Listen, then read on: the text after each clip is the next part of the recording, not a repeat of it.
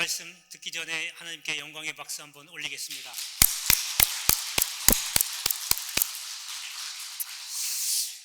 오늘은 이 모든 일의 증인이라고 한 그 말씀의 제목으로 말씀을 전하려고 합니다. 여러분, 증인이라고 하면 어떤 일을 직접 듣고 또 보고 겪고, 그래서 어떤 일에 대해서 다른 사람에게 증명할 수 있는 사람, 이것을 증인이라고 합니다. 제자들은 예수님께서 부르셔서 3년 동안 공생애 활동하시면서 따라다니면서 하나님 나라에 대한 말씀을 직접 들었고, 기적을 직접 눈으로 보았고, 고난받으시고 십자가에 죽으시고 부활하신 것을 직접 보았습니다. 그래서 오늘 말씀에 읽은 것처럼 마지막 48절에 이 모든 일의 증인이라고 주님이 말씀하셨습니다. 자, 그러면 제자들은 그렇다 치고 우리는 과연 그럼 주님의 증인이 될 수 있을까? 우리는 주님이 하나님 나라 말씀 전한 것 들어본 적 없고, 주님이 오병이 어나 죽은 사람 살린 것 같은 기적을 직접 보지도 못했고, 주님이 고난받으시고 십자가에 죽으신 것도 본 적도 없고, 부활하신 것도 본 적이 없어요. 그렇다면 아까 말씀드린 증인이라고 하는 자격이 없습니다. 그러면 우리는 뭐가 될까? 증인이 과연 안 될까라고 하는 거죠. 여러분, 주님이 고난받으시고 십자가에서 죽으시고 부활하신 것을 믿으십니까? 믿으시죠? 그겁니다. 우리는 직접 듣고 보고 하지는 못했지만 믿는 거예요. 주님이 고난받으시고 십자가에 죽으시고 부활하시고 승천하시고 재림하실 것을 다 믿는 겁니다. 그렇다고 한다면, 그런 일들을 있었다라고 믿는다면 우리는 그 믿음 갖고 증인이 될 수 있는 거예요. 다른 사람들에게 그걸 증명할 수 있다는 겁니다. 그러면 오늘 증인으로서, 어떤 증인으로서 다른 사람들에게 주님을 증명해야 할까? 오늘 말씀을 통해서 한번 살펴보겠습니다. 자, 첫째는 고난의 증인입니다. 자, 46절에 보면 또 이르시되 이같이 그리스도가 고난을 받고라고 합니다. 그리스도가 고난을 받았다는 얘기는 곧 그리스도가 죽었다는 얘기입니다. 제자는요, 공생애 활동하면서 따라다니면서 주님이 3번 말씀하십니다. 앞으로 내가 서기관과 바리새인들에게 넘겨져서 고난을 받을 거고, 십자가에서 죽을 거고, 그리고 3일 만에 부활할 거야 라고 3번 말씀을 하십니다, 제자들에게. 그런데 제자들이 그게 무슨 뜻인지를 알지 못해요. 그러다가 부활하신 다음에, 이 지금 말씀이 예수님이 제자들에게 하신 이 본문의 말씀은 예수님이 이제 감람사문으로 가서 승천하기 위해서 가는 도중에 말씀하신 거예요. 그러니까 제자들은 그 전에 주님이 왜 죽어야 되는지도 모르고 3일 만에 다시 살아난다? 이것도 아무 뜻도 몰랐던 거예요. 그러다가 주님이 말씀하신 것처럼 3일 만에 부활하니까 그제서야 이게 무슨 뜻인지 깨달은 거죠. 여러분, 주님이 고난받을 수밖에 없었던 이유는 여러분도 잘 아시겠지만 우리의 죄를 속하기 위해서, 죄를 덮기 위해서 죽으신 거예요. 그래서 주님의 고난은, 십자가의 고난은 곧 속죄의 고난이라고 할 수 있어요. 주님이 이 땅에 오셔서 하신 사명은 우리의 죄를 구원한 것이었어요. 그런데 사람이 그냥 고난받았다 죽었다라고 하는 그 의미와는 차원이 다른 거죠. 그러나 분명한 건 뭐냐면, 주님이 고난받으셨고 죽으셨고 부활하셨기 때문에 우리가 역시 마찬가지로 예수 안에 들어와 있는 사람이라고 한다면 예수님이 겪은 거를 다 우리도 겪어야 되는 거예요. 여러분, 지금 다 고난받고 있다, 어려움 당하고 있다, 나만 왜 모양이냐, 그거 원망할 필요 없어요. 그 제대로 되는 겁니다. 제 코스 가는 거예요. 나는 뭔 복을 타고났는지 지금까지 고생한 적도 하나도 없고 속썩인 사람도 없고 너무너무 행복하게 너무너무 잘 살고 있어. 여러분, 버림받은 겁니다. 왜 우리가 예수를 믿었다고, 특별히 예수를 믿었는데 그렇게 산다? 이거 문제 있는 거예요. 목사님, 그러면 하나님께 복 받으면 평안한 거 아니에요? 당연히 평안하죠. 근데 평생을 그렇게 살면 문제가 있는 거예요. 내가 고난을 겪고 나서 그 다음에 주시는 하나님이 복을 받아야지, 고난도 없이 그냥 내가 타운할 때부터 금수저가 돼가지고 돈 갖고 잘 살았어, 속썩이는 사람 없고 돈이면 다 해결됐고, 이런 사람에게 무슨 구원이 있겠습니까? 그러니까 주님이 분명히 말씀하셨잖아요. 그리스도가 고난 받은 것 같이 너희도 고난을 받아야 된다고. 그래서 우리가 비록 주님이 받은 고난과는 성격은 다르지만 우리는 죄를 구원할 수 없는 존재입니다. 주님만이 하실 수 있는 사명이에요. 우리가 고난을 받았고 그리스도의 고난에 함께 동참해서 그 길을 지금 걷고 있는 거예요. 그렇다면 여러분, 지금 닥쳐있는 질병의 고통, 물질의 고통, 여러 가지 많은 어려우며 주님이 그 어려움 겪고 나서 부활하셨잖아요. 다시 사셨잖아요. 여러분, 이제 죽어가는 과정이에요, 그게. 여러분도 지금 우리는 십자가는 없지만 영적인 십자가를 지금 지고 여러분 그 고난을 지금 당하고 있는 겁니다. 그러면 주님이 그 고난을 담당하고 죽으셨고 부활하신 것처럼 여러분도 그 고난을 잘 통과하면, 십자가에서 죽으면 부활의 역사가 있게 될 줄로 믿습니다. 할렐루야, 할렐루야. 여러분, 지금까지 몇 번이고 다 있었을 거예요, 힘든 것들. 여러분, 그게 그냥 헛된 게 아닙니다. 이러한 고난이 있어야 내가 십자가의 영광, 부활의 영광을 누릴 수 있다는 거 믿으신다면 나가서도 이 일의 증인이 되시기를 축원합니다. 자, 두 번째는요, 부활의 증인입니다. 사도 바울이 고린도전서 15장에서 그런 말씀을 합니다. 예수께서 다시 사신 부활이 없으면 우리의 믿음은 헛되다. 그러니까 무슨 얘기냐면요, 여러분이 믿는 예수님이 부활하지 않았다라고 하면 여러분이 믿는 믿음은 아무 쓸모없다는 거예요.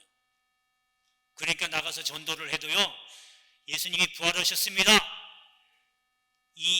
우리 자매님, 형제님도 예수 제대로 믿으면 나중에 이와 같이 됩니다. 이 부활하신 것을 증거해야 되는 거예요. 그냥 십자가에서 예수님이 여러분 사랑하십니다, 당신을 사랑합니다, 그래서 당신을 위해서 죄를 짊어지고 죽었습니다, 이것까지만 전하면 반쪽 복음이에요. 여러분, 사후세계는 반드시 있습니다. 사람이 죽은 다음에 그걸로 끝나는 게 아니고, 그걸로 종치는 게 아니고, 그 다음에 천국과 지옥이라고는 일시적인 인생의 삶이 아니라 영원히 사는 천국과 지옥이 있다는 거예요. 성경에도 쓰여 있어요. 그걸 우리가 통과하기 위해서 고난을 받는 거고 부활에 참여하는 겁니다. 여러분, 예수 믿고 구원받았어요? 갑자기 대답이 없어요? 예수 믿고 구원 안 받았어요? 예수 믿고 구원 받았잖아요. 너무 당연해서 기가 막혀서 말씀도 안 하시는 것 같은데, 여러분 알고 있는 그 구원은요, 아직 미완성이에요. 내 영혼이 구원받은 겁니다. 내 육은 아직 구원을 못 받았어요. 그래서 그 육의 구원은 언제 있느냐? 주님이 다시 오실 때에 그 육의 구원이 일어납니다. 그때에 주님이 다시 오신 그날에 모든 사람이, 죽었던 안 죽었던 모든 사람이 부활을 하게 됩니다. 부활은 죽은 사람만이 하는 거 아닙니까? 라고 생각할 수 있겠지만, 죽은 사람이 먼저 부활해서 공중에서 주님을 영접하고, 살아있는 우리도 공중에서 주님을 영접합니다. 그게 부활이에요. 그 부활에 참여하는 거예요. 그런데요, 주님이 겪은 과정을 겪지 않은 사람은 심판의 부활로 올라갑니다. 그러니까 여러분, 고난을 겪고 그리고 나서 십자가에서 죽고 부활의 영광에 참여하기 위해서는 그 과정을 겪어야 되는 거예요. 그때에 비로소 영혼 육이 완벽한 구원을 이루게 됩니다. 주님이 뭐라고 그랬냐면 성경에는 잠자는 자들의 첫 열매가 되셨다. 곧 부활의 첫 열매가 되셨다고 합니다. 그 얘기 뭐냐면 이제 주님이 모든 사람의 인류의 부활의 첫 번째 열매라는 거죠. 그래서 영혼 육이 완전히 신령한 몸이 된 거예요. 그래서 성경 곳곳에 보세요. 오늘도 말씀하신 것, 이 성경의 본문에 보면 갑자기 다락방에 모여 숨어있던 제자들에게 문은 닫혀 있는데 갑자기 나타나시잖아요. 뭐 그냥 코믹하게 그리자면 그냥 펑 하고 나타났다가 그 다음에 펑 하고 사라지는 거죠. 그리고 주님이 또 보여주는, 제자들이 혹시 유령 아닌가, 그래서 직접 보여주시잖아요. 내 손과 발을 만져보라고. 그리고 일부러 식사를 하시는 거예요. 나는 육이 있다라고 하면서. 여러분, 영혼은요 먹을 이유가 없어요. 먹을 필요가 없어요. 그러나 육은 먹어야 되거든요. 그러니까 나는 육이 있다고. 그래서 신령한 몸이잖아요. 그래서 마리아가 주님 만지려고 할 때 만지지 마라. 내가 아직 아버지께로 못 갔다. 그 얘기는 뭐예요? 내가 신령한 몸이니까, 거룩한 몸이니까 만지지 말라고 한 거예요. 딴 뜻이 있는 게 아니고. 우리도 그와 같이 된다는 거예요. 주님 부활하신 날. 여러분, 이것을 믿으십니까? 이렇게 될 줄로 믿습니까? 믿으신다면 이러한 사실을 옆사람, 뒷사람, 앞사람, 만나는 사람마다 부활의 증인이 되기를 주의 이름으로 축복합니다. 자, 마지막 세 번째는요, 죄 사함의 증인입니다. 주님이 십자가에서 못 박히시고 제일 먼저 하신 말씀이 아버지여 저들의 죄를 사하여 주옵소서. 저들은 자기들이 뭘 하는지를 알지 못합니다. 죄 사하여 달라고 기도를 합니다. 그런데 주님은 기도하실 분이 없으니까 결국에는 뭐냐면 주님이 간절한 마음으로 그 사람들을, 저 사람들을, 자기를 못 박은 저 사람들을 위해서 죄사함을 간구했다는 얘기는 뭐냐면 주님이 하나님이시니까 곧 죄사함을 선포한 거나 마찬가지입니다. 여러분, 그래서 예수님이 뭐라고 그러시냐면 누군가가 너한테 7번 죄를 짓고 7번 다시 와서 내가 회개한다, 잘못했다, 용서를 구하거든 용서하라고 합니다. 회개하거든 용서하라는 거예요. 이걸 뒤에 버스터 얘기하면 네가 용서를 하면 회개가 있을 것이고 회개가 없으면 용서할 수 없다는 거예요. 회개하는 사람 입장에서 보면 회개하면 용서를 받을 수 있다라고 하는 겁니다. 여러분 잘 들으세요. 지금까지는 예수 믿으면 다 구원받는 것만 생각했어요. 예수 믿으면 구원받는 건 확실하지만 구원받는 길이 열린 겁니다. 예수 믿고서도 회개하지 않으면 구원 못 받는 거예요. 예수만 100번 믿고 30년 40년 믿고 회개가 없으면 무슨 의미가 있어요? 구원을 못 받았는데. 그런데도 목사님이 구원 받았습니까? 아멘 하잖아요. 자기는 회개 하나도 안 하는데. 목사는 몰라도 하나님은 아셔요. 회개했는지 안 했는지. 내가 생각한 게 아니고요, 주님이 말씀하신 거예요. 회개하거든 용서하라니까. 우리도 주님 앞에 잘못했습니다, 회개합니다 라면 하나님 용서해 주신다는 거예요. 하나님이 여러분을 용서해야 하늘나라 천국 가는 거지. 예수 30년 40년 믿고 그 횟수 갖고 가는 게 아니에요. 1년을 믿어도 6개월을 믿어도 제대로 회개하면 6개월 믿어도 천국 가는 거예요. 여러분 두 강도 모르셨어요? 오른쪽에 있는 강도가 주님 앞에 회개하잖아요.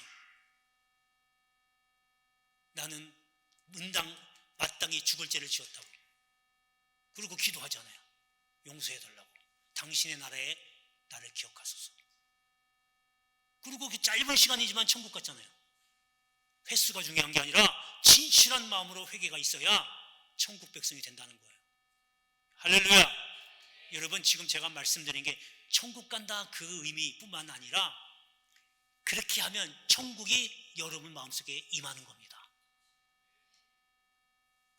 천국은 다 좋은 거 알아요. 근데 그걸 어떻게 소유할 줄을 몰라요. 지금 선포하잖아요.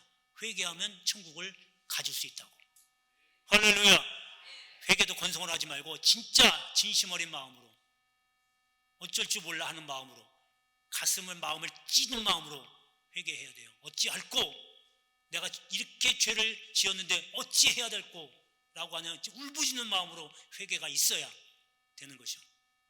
회개라는 것은 내가 그렇게 마음을 찢어 주님 앞에 죄를 고백하면 그 다음부터는 그 죄를 한 번에는 없앨 수는 없어도 점점 없어져야 돼요. 그게 진짜 회개지. 잘못했습니다 해놓고 또 똑같은 죄를 저질러 봐요. 그럼 여러분 부모 입장에서 만약에 자녀가 그랬으면 또 회치를 들고 너 지난번에 나 잘못했다고 그랬잖아. 이제 못 믿겠어. 이렇게 하잖아요. 하나님도 안 그러시겠어요? 한두 번 회개했는데 또 똑같은 죄를 또 주면 이제 나 너 못 믿겠다 이렇게 되면 어떡하려고. 회개하십시오. 그러면 하나님께 용서받고 진정한 천국 백성으로서의 삶을 살게 될 줄로 믿습니다. 여기 47절에 보면요, 또 그의 이름으로, 주님의 이름으로 죄사함을 받게 하는 회개라고 했잖아요. 그렇죠? 그러면 거꾸로 얘기하면 회개는 죄사함을 받게 한다 그거예요. 곧 구원을 얻게 한다는 겁니다. 여러분 어려움에 고통받고 있잖아요. 그거 평생 끼고 가려고 그래요? 힘들어한 거 평생 끼고 가려고 그래요? 여러분 고난은요 딱 두 가지 이유입니다. 첫 번째 죄 때문에 오는 게 고난이 있고요. 두 번째는 연단이라고 하는 것 때문에 고난이 옵니다. 그러면 내가 고난받는 거라면 첫 번째지 두 번째지 잘 모르면 두 가지 다 하란 말이에요. 회개가 없어서 고난받는 거라면, 죄 때문에 고난받는 거라면 하나님 내가 죄가 생각이 안 나니 죄가 있거든 나를 성령이 나를 움직여 주셔서 깨닫게 하고 알게 해 주옵소서. 말씀을 들을 때, 말씀을 읽을 때, 찬양을 부를 때, 찬양을 들을 때, 교회 와서 봉사할 때 깨닫게 해달라고. 그거 알게 해주시면 아 이거 내가 잘못했구나. 이따 교회 가서 기도해 이러지 마세요. 그러면 잊어버려요. 깨달으면 바로 즉시 화장실을 가든 한적한 곳에 가든 무릎을 꿇든 바로 기도하세요. 혹시 버스 타고 가다 깨달으면 버스 타고 가면서 속으로 기도하시는 말이에요. 그리고 이제 정식적으로 교회 와서 하나님 앞에 무릎 꿇고 회개하면서 기도하는 거예요. 이렇게 하는 겁니다. 그래야 잊어버리질 않죠. 그러면 하나님이 그 마음을 보시거든요. 여러분 이걸 경험해야, 증인이라는 건 뭐예요? 내가 직접 겪어야 되지만 우리는 믿음의 사람이잖아요. 믿음은요 겪어야 믿음이 확실하게 오는 거거든요. 여러분이 죄사함을 얻고 회개해서 그런 일이 있게 되면 나가서도 회개하는 증인, 죄사함의 증인이 될 줄로 믿습니다.